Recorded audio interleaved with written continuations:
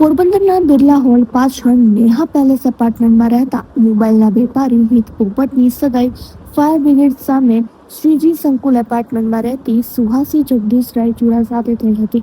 પરંતુ ત્યારબાદ ઝઘડાઓ વધતા અને સુહાસી અવારનવાર હિત પોપટ અને તેના પરિવારજનો સાથે ઝઘડા કરતી હોવાથી સગાઈ તોડવાનું નક્કી થયું હતું.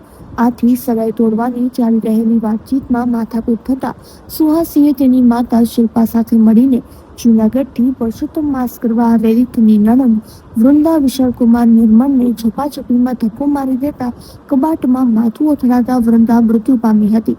તેથી નણંદની હત્યાના ગુનામાં સંડોવાયેલી સુહાસી જગદીશ રાયચુરા તથા તેનો પિતા જગદીશ લીલાધર અને માતા શિલ્પાબેન ત્રણેય હત્યા પછી પોતાના ઘરે ગયા હતા અને ત્યાંથી બહાર ભાગી જવાની તૈયારી કરતા હતા. ત્યારે જ પોલીસને માહિતી મળતા કમલાબાગ પોલીસ મથકના ઇન્સ્પેક્ટર R.J. રામના માર્ગદર્શન હેઠળ દરોડો પાડવામાં આવ્યો હતો, જેમાં તાત્કાલિક તેના મકાને જઈને ત્રણેયને પકડી પાડ્યા હતા તથા આગળની પૂછપરછ હાથ ધરી હતી.